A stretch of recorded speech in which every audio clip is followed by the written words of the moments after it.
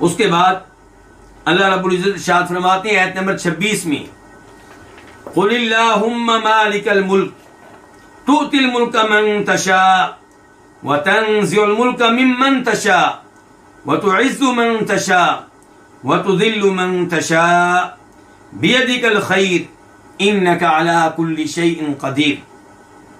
कुल आप कह दें, अल्लाहुम्मा अल्लाह मालिकल मुल्की बादशाहत के मालिक, तू बादशाह देता है जिसको चाहता है और तू बादशाह छीन लेता है जिससे तू चाहता है, और तू इज्जत देता है जिसको चाहता है और तू जलील करके रख देता है जिसको तू चाहता है। तेरे ही हाथ में सारी खैर है, बेशक तू हर चीज पे कादिर है, हर चीज की कुदरत रखने वाला है। ये था आयत नंबर 26 का आसान तर्जमा। अब हम आते हैं इस आयत के अल्फाज और मुफरदात की तरफ। कुल आप कह दें, फिर अमर है वाहिद के लिए। मुखातब कौन है? नबी अलैहिस्सलाम। और आप पे कुरान नाज़िल हुआ तो आप मुखातब हैं, और इसके बाद इस खिताब में हर कोई शामिल है। तो कुल आप कह दें, अल्लाहुम्मा ए अल्लाह। अल्लाहुम्मा असल में क्या था? या अल्लाह। या का माना क्या होता है? ए अल्लाह, अल्लाह ए अल्लाह। फिर या को हज़फ कर दिया गया, गिरा दिया गया, और उसके बदले में, उसके इवज में मीम आखिर में लाई गई, ताकि ये मीम बताए कि अल्लाह के शुरू में क्या है? या।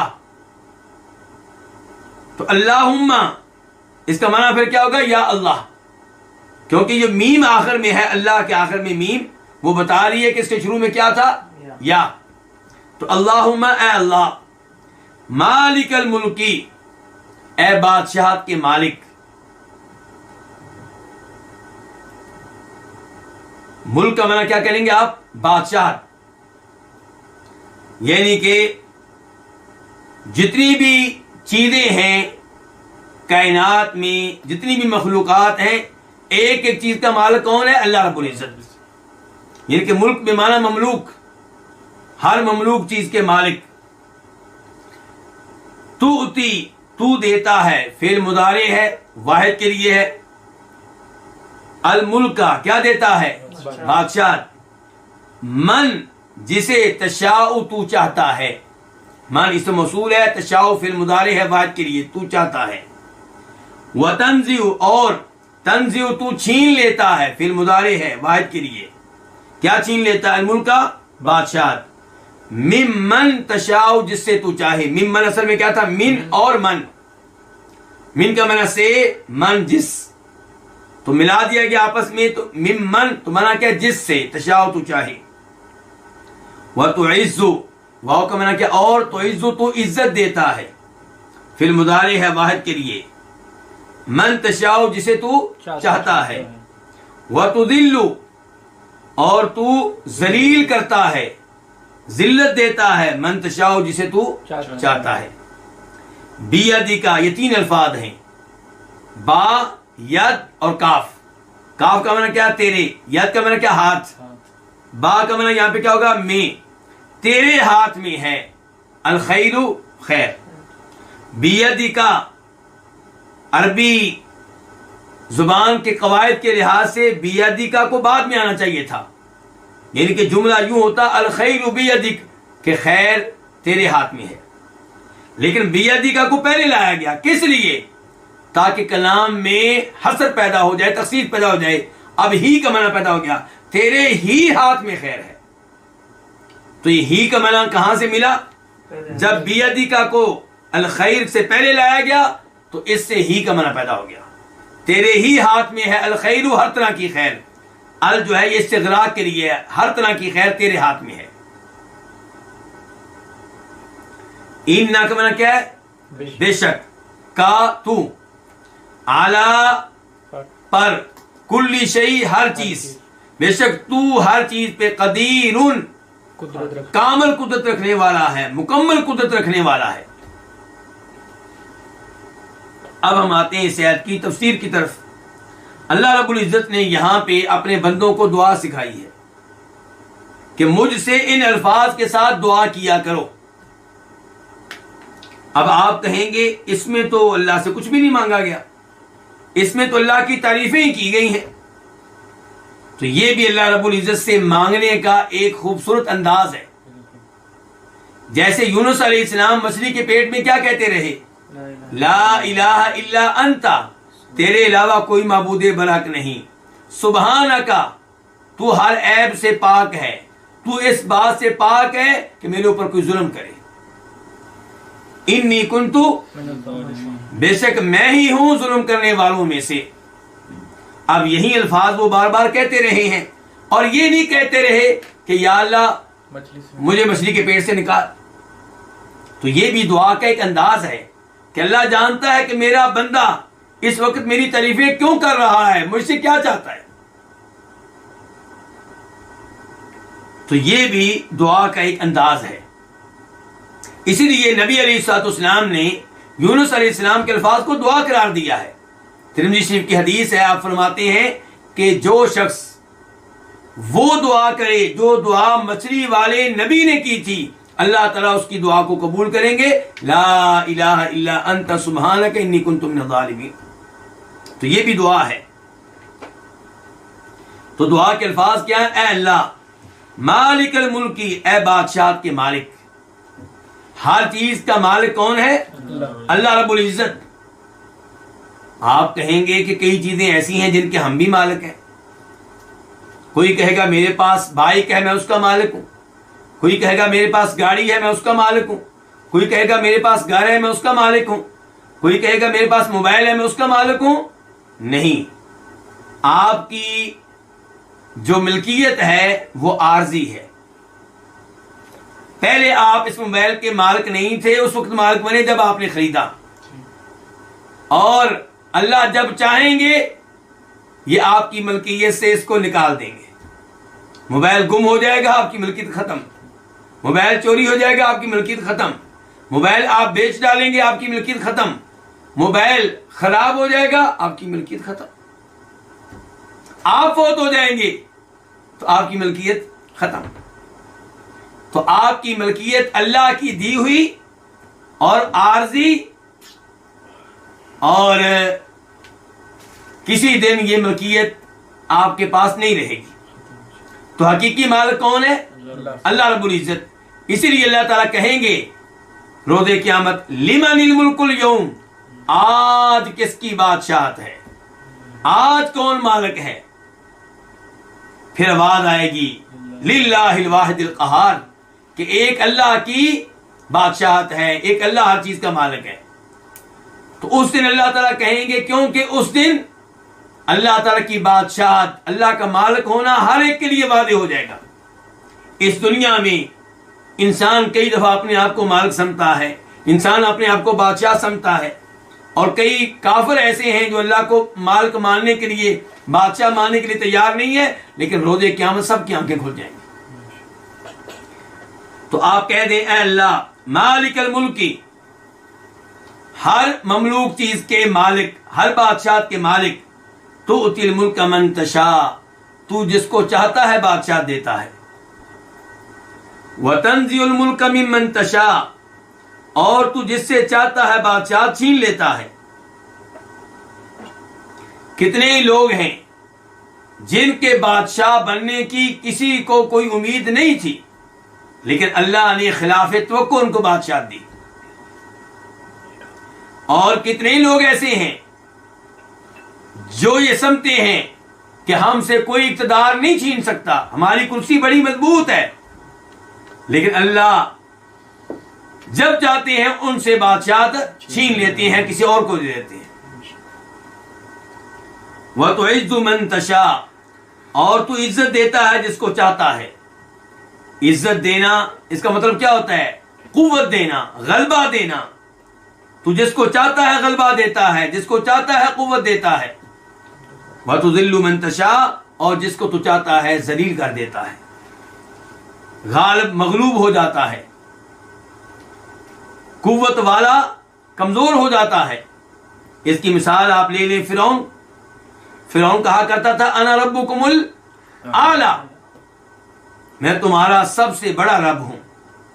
और कहा करता था वहादिल अनहार तजरी मिन तहती, सूरह ज़ुखरुफ, कि ये देखो ये दरिया, ये नहरें मेरे नीचे से चलती हैं, मैं इनका मालिक हूं। लेकिन जब अल्लाह रब्बुल इज्जत ने उसे जलील करना चाहा तो वो नहरें जिन पे उसे फख्र था उन्हीं नहरों के पानी में उसे गर्क किया, मुही पानी उसकी मौत का सबब बना। ऐसे ही कौम आद कहा करती थी मन अशद्दु मिन्ना कुव्वा, कौन है जो ताकत में हमसे आगे हो। अल्लाह ने उनको जलील किया तो किसके जरिए? हवा के जरिए। हवा उनकी मौत का सबब बनी। तो अल्लाह ताला जिसे चाहता है इज्जत देता है, जिसे चाहता है अल्लाह जलील करता है। लेकिन यहां पे एक तंबीह नहायत जरूरी है कि अल्लाह ताला जो चाहते हैं वो होता है, लेकिन अल्लाह की मशीयत, अल्लाह का इरादा हिकमत से खाली नहीं होता।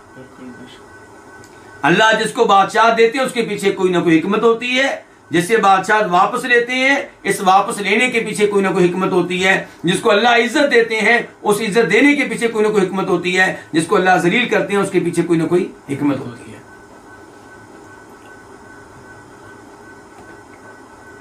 बियदिकल खैर, तेरे ही हाथ में हर तरह की खैर है। इंसान के पास जो भी खैर है वो किसकी तरफ से है? अल्लाह की तरफ से। अल्लाह ताला फरमाते हैं सूरह नहल में वमा बिकुम मिन निअमतिन फमिन अल्लाह, तुम्हारे पास जो भी नेमत है वो अल्लाह की तरफ से है। तो इंसान के पास जो भी खैर है, चाहे वो दीन की शक्ल में हो, चाहे वो कुरान हिफ्ज करने की शक्ल में हो, चाहे वो रिज़्क़ हलाल की शक्ल में हो, चाहे वो दीन का इल्म होने की शक्ल में हो, चाहे नेक अमाल बजा लाने की शक्ल में हो, हर खैर किसकी तरफ से है? अल्लाह की तरफ से। और यहां पे कहा गया तेरे हाथ में है हर तरह की खैर। कई मुफस्सिरीन आप देखेंगे वो इसका तर्जुमा कर रहे होंगे तेरी कुदरत में है हर तरह की खैर। अल्लाह के हाथ का तर्जुमा कुदरत के साथ करने वाले मुफस्सिरीन आम तौर पे अल्लाह की अक्सर सिफात के मुनकर होते हैं, यानी कि वो ये नहीं मानना चाहते कि अल्लाह ताला के हाथ हैं, वो नहीं मानना चाहते कि अल्लाह ताला की आंखें हैं, वो नहीं मानना चाहते कि अल्लाह ताला के कदम हैं, वो नहीं मानना चाहते कि अल्लाह ताला का चेहरा है। जबकि हमारा ईमान ये है कि अल्लाह ने अपने चेहरे का तज़किरा किया, अल्लाह ने अपने हाथों का तज़किरा किया, अल्लाह ने अपनी आंखों का तज़किरा किया। तो हम कौन होते हैं इन्हें मानने से इनकार करने वाले? जब अल्लाह खुद अपना ये तारुफ पेश कर रहे हैं कि मेरे हाथ हैं, मैंने अपने हाथों से आदम अलैहिस्सलाम को पैदा किया है। जब अल्लाह ताला खुद कहते हैं मेरी आंखें हैं, तजरी बि आयुनिना, नूह अलैहिस्सलाम की कश्ती हमारी आंखों के सामने चल रही थी। जब अल्लाह ताला बार बार इस कुरान में अपने चेहरे का तज़किरा करते हैं तो हम कौन होते हैं इनकार करने वाले? और किस बुनियाद पे इनकार करें? कहते हैं जी अगर हम ये चीजें मान लेंगे तो ये चीजें तो इंसान के पास भी हैं, इसका मतलब यह है कि अल्लाह ताला मखलूक की मुशाबत रखता है, तो ये तो अल्लाह की तौहीन है। हमने कहा तुम्हें किसने बता दिया कि अल्लाह ताला के हाथ बंदे के हाथ की तरह हैं, अल्लाह की आंखें बंदे की आंखों की तरह हैं, अल्लाह का चेहरा बंदे के चेहरे की तरह है। अल्लाह ताला के हाथ हैं लेकिन वैसे जैसे अल्लाह की शयान शान है। अल्लाह ताला की आंखें हैं जैसे अल्लाह के शयान शान है। अल्लाह का चेहरा है जैसे अल्लाह के शयान शान है। इंसान के हाथ में, आंखों में, चेहरे में 100 ऐब हैं, 100 कमजोरियां हैं। कई दफा इंसान का चेहरा ऐसा हो जाता है कि देखने को दिल नहीं चाहता। हाथ कई दफा बेकार हो जाते हैं, बोझ उठाने के काबिल नहीं रहते, उंगलियां काम करना छोड़ जाती हैं, आंखें कुव्वते बसारत से महरूम हो जाती हैं, देखने की सलाहियत छीन ली जाती है। लेकिन अल्लाह रब्बुल इज्जत वजूहुन यौमइदिन नादिरा इला रब्बिहा नादिरा, अल्लाह का चेहरा वो अदीम चेहरा है जो सबसे बड़ी नेमत है मोमिनों के लिए, जन्नत में जाने वालों के लिए। मोमिन जब अल्लाह का चेहरा देखेंगे तो अल्लाह का चेहरा देखकर तरोताजा हो जाएंगे।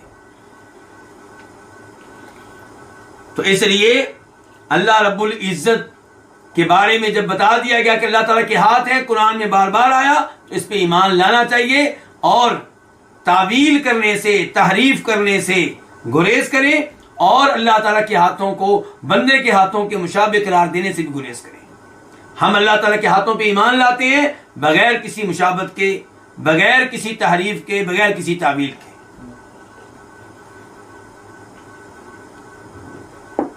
अगर ये लोग अल्लाह ताला के हाथों को मानने से इसलिए भागेंगे कि बंदे के भी हाथ हैं, अल्लाह के भी हाथ हैं, तो मुशाबत हो जाएगी। पहली बात तो यह है कि तुम्हें कौन कहता है कि अल्लाह के हाथों को बंदे के हाथों के मुशाबे करार दो। दूसरे नंबर पे इस वजह से भागोगे तो किस किस चीज से भागोगे? बंदा मौजूद है, अल्लाह भी मौजूद है, तो क्या आप कहेंगे कि ये नहीं कहना चाहिए कि अल्लाह मौजूद है क्योंकि बंदा मौजूद है? बंदा हय्युन है, जिंदा है, तो क्या आप कहेंगे कि अल्लाह को जिंदा नहीं मानना चाहिए? बंदा समी है, सुनने वाला, तो क्या आप कहेंगे कि अल्लाह को समी नहीं कहना चाहिए? बंदा है बसीर, देखने वाला, तो क्या आप कहेंगे कि अल्लाह को बसीर नहीं कहना चाहिए? तो बियदिकल खैर, तेरे ही हाथ में हर तरह की खैर। यहां पे सवाल पैदा होता है कि यह नहीं कहा गया कि तेरे ही हाथ में है हर तरह की खैर और हर तरह का शर। नबी अलैहिस्सलाम इरशाद फरमाते हैं व शर्रु लैसा इलैक, कि अल्लाह शर की निस्बत तेरी तरफ नहीं की जाएगी, जबकि अल्लाह ताला हर खैर के भी खालिक हैं और हर शर के भी खालिक हैं। वो चीजें जिनको इंसान अपने लिए बायसे खैर समझता है, अल्लाह उनके भी खालिक हैं, और वो चीजें जिनको इंसान अपने लिए बायसे शर समझता है, अल्लाह उनके भी खालिक हैं। लेकिन ये बात भी ज़हन में रहे कि अल्लाह की तख्लीक में, अल्लाह की ईजाद में कोई शर नहीं है। अल्लाह ने सांप को पैदा किया, अल्लाह ने इब्लीस को पैदा किया, अल्लाह ने शेर को पैदा किया। इंसान इन तीनों चीजों को अपने लिए बायसे शर समझता है, लेकिन अल्लाह का शेर को पैदा करना यह शर नहीं है। अल्लाह का हर काम उसमें कोई हिकमत है और वो खैर पे मबनी है। लेकिन शेर में इंसान के लिए शर है। अल्लाह का शेर को पैदा करना ये शर नहीं है, लेकिन उस शेर में इंसान के लिए शर है। अल्लाह का सांप को पैदा करना ये शर नहीं है, लेकिन उस सांप में शर मौजूद है इंसान के लिहाज से। अल्लाह का इब्लीस को पैदा करना यह कोई शर वाला काम नहीं था, लेकिन अल्लाह की मखलूक इब्लीस में शर मौजूद है इंसान के लिए। लेकिन इनके पैदा करने में भी कई हिकमतें हैं। मिसाल के तौर पे इंसान जब किसी जंगल से गुजरता है, जहां सांपों से डर लग रहा होता है, शेरों से डर लग रहा होता है, तो क्या पढ़ता है? आऊज़ु बिकलिमातिल्लाहि ताम्माति मिन शर्रि मा खलक। मैं हर उस चीज के शर से बचने के लिए अल्लाह के कलाम की पनाह में आता हूं जिन जिन चीजों को अल्लाह ने पैदा किया। अब आप पनाह मांग रहे हैं, कभी शैतान से, औज़ु बिल्लाहि मिनश शैतानिर रजीम, कभी पनाह मांग रहे हैं सांपों से, कभी शेरों से। पनाह किससे मांग रहे हैं? अल्लाह से। तो अल्लाह की तरफ रुजू कर रहे हैं, तो खैर हुई कि ना हुई कि इनकी वजह से अल्लाह की तरफ रुजू करने का मौका मिल रहा है, अल्लाह को पुकारने का मौका मिल रहा है, अल्लाह से पनाह मांगने का मौका मिल रहा है। तो बियदिकल खैर, सारी खैर अल्लाह तेरे ही हाथ में है। इन्नका अला कुल्ली शैइन कदीर, बेशक तू हर चीज पे कादिर है। तो अल्लाह ताला हर चीज पे कादिर है। और अल्लाह किन किन चीजों पे कादिर है उसकी चंद मिसालें पीछे गुजरी हैं कि अल्लाह ताला जिसको चाहे बादशाह दे, अल्लाह इस पे कादिर है। जिससे चाहे बादशाह छीन ले, अल्लाह इस पे कादिर है। जिसको चाहे अल्लाह कुव्वत दे, इज्जत दे, अल्लाह इस पे कादिर है। जिसको चाहे इज्जत से महरूम कर दे, कुव्वत से महरूम कर दे, अल्लाह इस पे कादिर है।